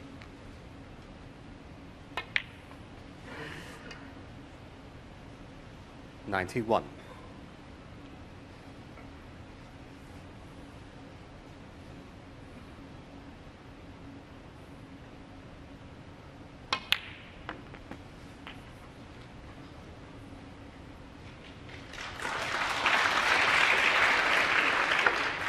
$98.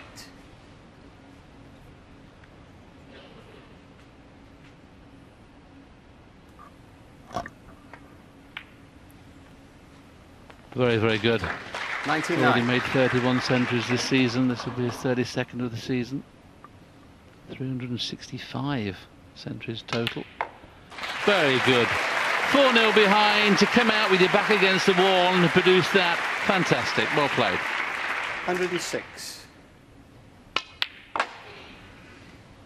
Well, I didn't see this match coming. Okay, both players are capable of this, but 107. most players have been struggling on these tables this week. This session, this match so far, has been right out of the top draw.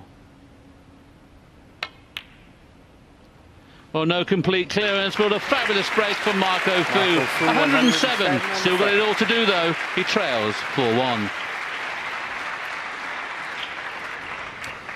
Yeah, just as we were preparing to write out Fu of this 2015 Welsh Open, he goes and does that and pulls a frame back with that fantastic century plus break. Yeah, 3 centuries in 5 frames, an 80 odd and a 70 odd. I think the table's okay, don't you?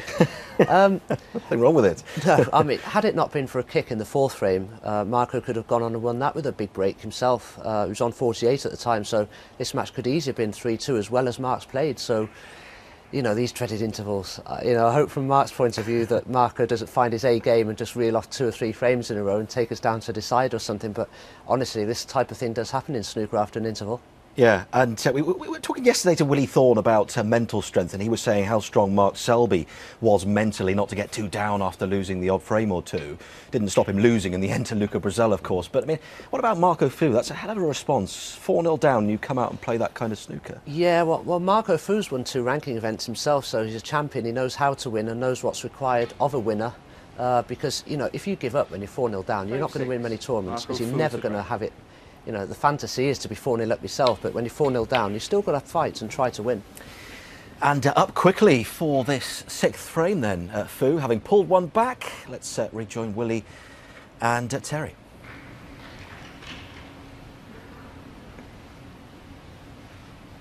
Mark was just giving Mark a little something to think about now after that break. Of course, Marco Fu's pot success is 90%. He's potted 57 out of the 63 balls he's played, so he hasn't played bad. And a miss. Marco Fu 4. Right? Well, this won't be easy to replace. It's not the type of shot the referee would expect to have to be replaced, though. I think they always look, though, just in case. They normally get the scorer who's underneath us here in the commentary box, be able to replay it on the screen to help them to replace the ball. That's very useful. Oh, that's excellent.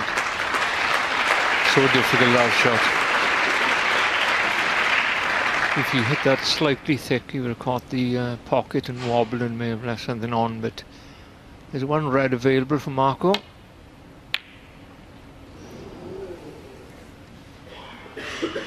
Great reaction from Marco there. He knew that was a half a chance, and he was so disappointed when he played it. You saw him bow his head.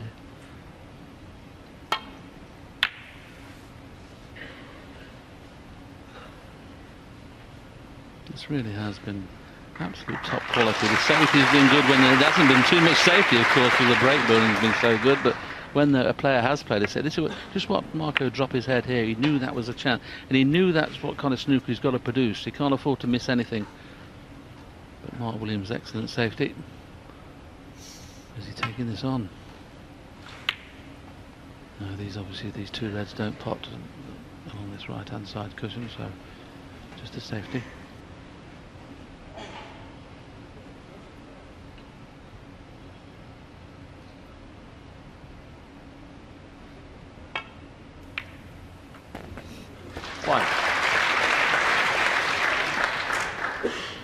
Well, the reason Marco played that safety is thinking that Mark Williams wouldn't have gone for that red because he couldn't get on the black. It's a very difficult shot for him now. Oh, and he's had a kick as well. It's gone sideways. Look with the black hit the cushion there. Williams 1. I mean, it's a good 3 inches out of pot in it, and it's got nothing to do with what he done at all.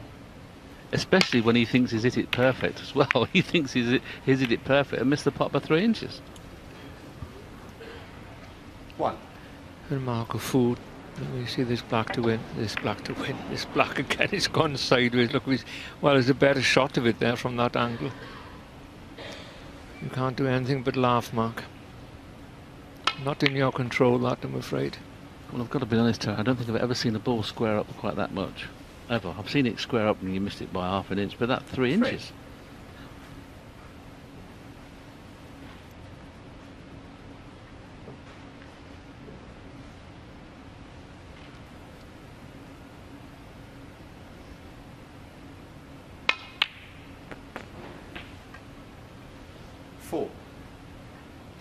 there'll be a few people out there thinking, well, it doesn't matter that much. He's 4-1 in front anyway. But as Dominic was saying, you know, things can turn round. I mean, there's nothing worse that when you've been out there dominating a match and your opponent's may sit in his chair, and then it turns round and you were sitting out, and then Mr. Doubt comes in, and you know, you start to think, well, surely I can't lose from 4-0. And then you start to go a little bit more defensive mentally, and that's enough. Both these players very capable of keeping their opponent in the seat for 3 or 4 frames.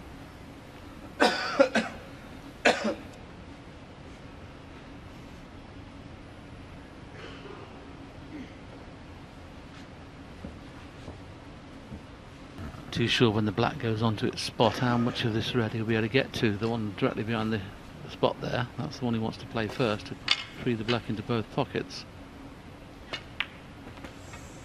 And he's having to finish low on this red, you see, so that takes the black out of the equation, unless he plays the cannon onto the red just above it, but that'd be a little bit too dangerous, so he'll be playing up for the green or yellow here.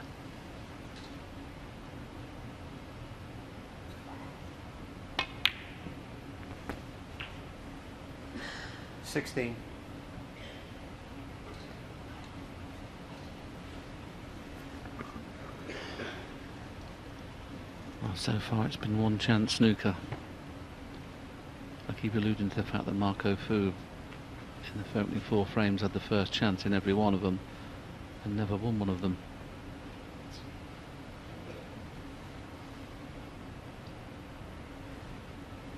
He's had the first chance in this frame, didn't have the first chance. Sorry, he did not have the first chance in this frame because Mark Williams, of course, had that horrendous kick on the black.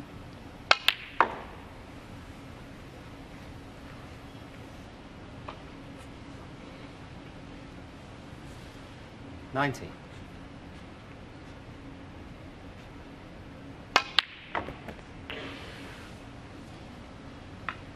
$20.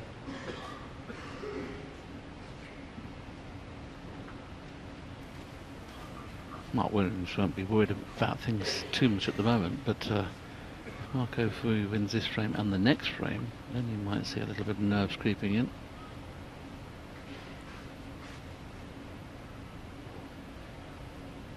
He's got to sit there thinking, well, I've done nothing wrong really myself. It's been all Marco's, but a bit of bad luck on the black, but in the last frame of the session, he had 2 massive bits of luck.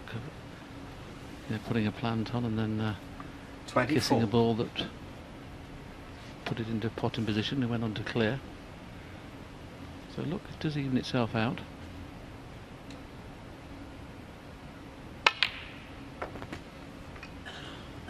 Tremendous standard this is.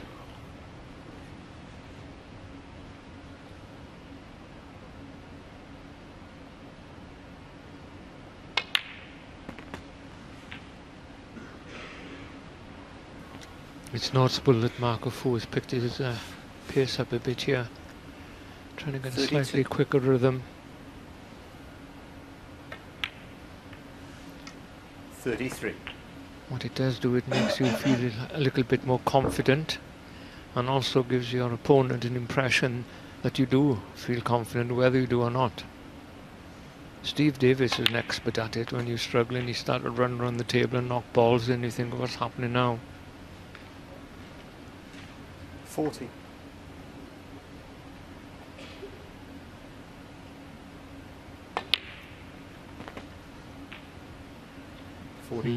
Not happy with that one. Anyway, if he plays the cannon on the outside reds, he can't get onto one into the corner. He may just push one on the middle. Yeah, it was tough, Terry, wasn't it? That 41.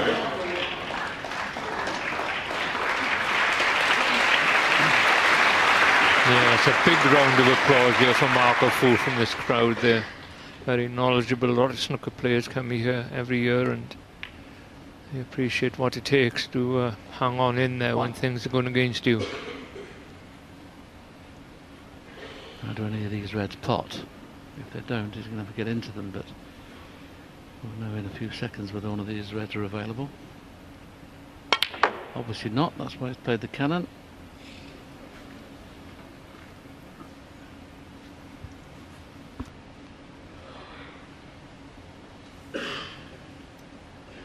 6.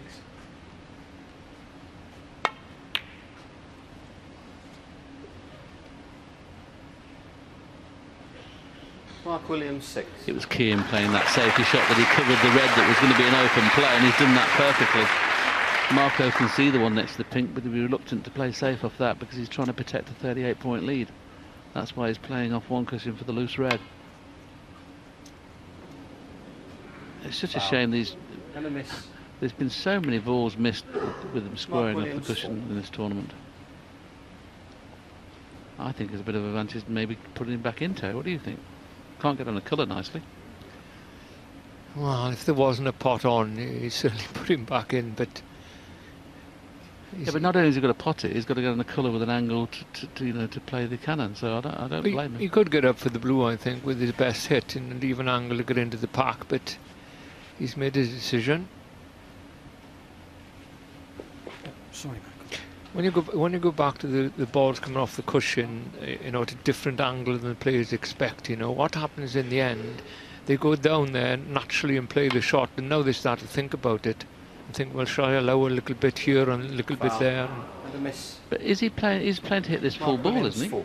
He's, you know, leaving the white at this end. So I mean, how can it somebody like Marco to misjudge it? Well, he's playing with it thin. Well, the cushions are not consistent at the moment when you go into them, especially if you go at pace. Then they come off at a narrower angle than normal. He's got it this time, and he's got it safe. Little laugh between themselves. They must be enjoying the match. They're both almost at the top of their game. And you've got to appreciate that sometimes. You know, when your opponent's playing well, they've put the practice in. You expect sometimes when you miss an easy ball that they're going to score.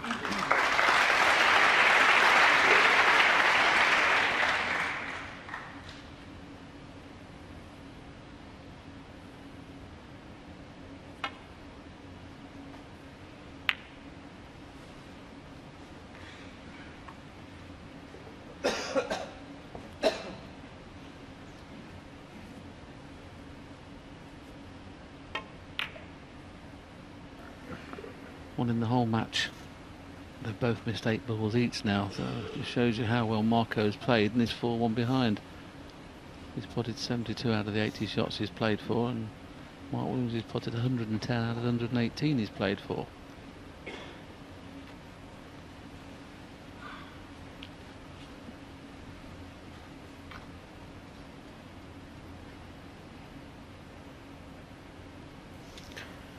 He's taking this on into the middle. Well, he didn't fully commit. 1. He played for the yellow into the centre pocket rather than play for a balk colour in the corner pockets. He could have done that. He's a lot more gentle, but there was a chance he would have left the red on then if he missed it. Of course, he's protecting a lead at the moment for the first time. He's 31 points in front.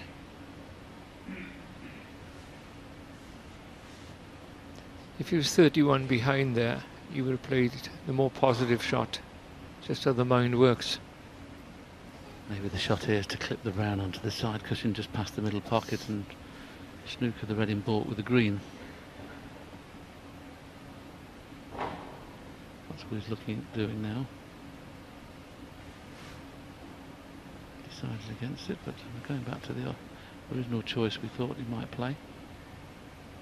Got to hit this hard enough to get the brown on the cushion though. It's pointless playing if he doesn't get there. That's good.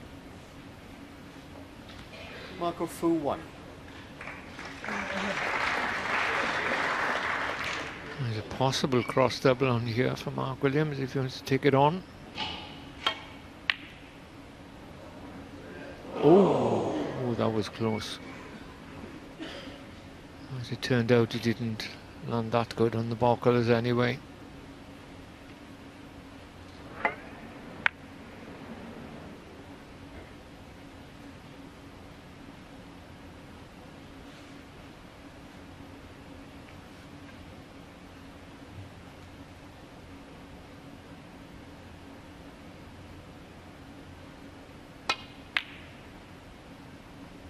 Didn't play the pot there.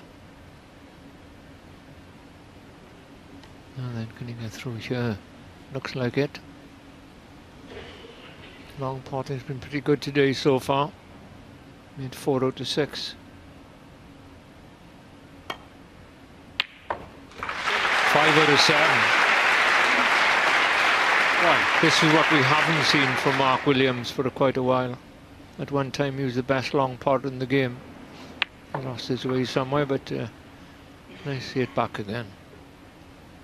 He's one of the players like John Higgins we've missed in the later stages of the big tournaments.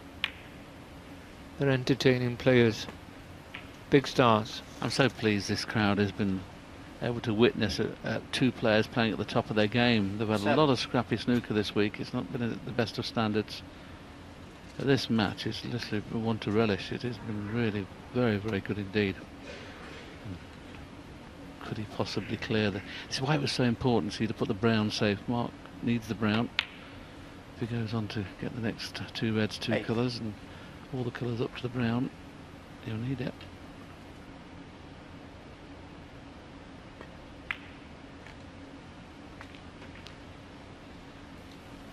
Well, if you've got an angle on one of the reds, you just screw back and bring the brown into play. He may do it. Perhaps he hasn't got the angle or doesn't like the shot. He hasn't got the angle, as it turns out. 14. Stephen Hendry and Stephen Maguire and John Higgins are the type of people that are looking for to bring a ball that's safe out very early on in a break. He'd love to hold the spot here, and he would have the angle on that shot you were talking about, Terry, and he's played it. This could be almost frame and match ball, this shot here, because if he brings the brown into play, he's got a chance of winning 20. the frame. Played it perfectly, didn't he? Hold the spot. Very good, he's got a chance now. Okay, it's not worked out perfectly, but with the brown being off its spot, the blue's a lot easier because it'll go straight over the brown spot. Back over the brown spot for the yellow. Jabbed a little bit at it, but he's still got enough side on. He's got a chance now for frame and match. 26. Not the type of shot you want that blue, is it, under pressure? Very thin, you had to put a touch of stun inside on it. Could have gone wrong, played it really well.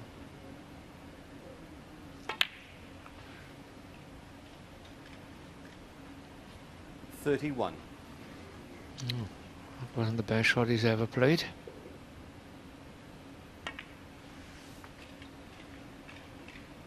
Just the pink needed for a famous 35. Victory. And I've got to be honest, it's one of the best matches we've had all season, never mind about in this tournament.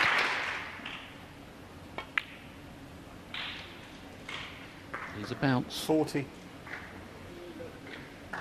Pink for frame and match. What a wonderful game of snooker that was. Mark Williams came from 41 behind, cleared with 46 to take the match 5-1. And this capacity crowd standing up, that would deserve a standing ovation in any tournament, never mind about the Welsh Open. Mark Williams played the best snooker he's played this season. First class, well played.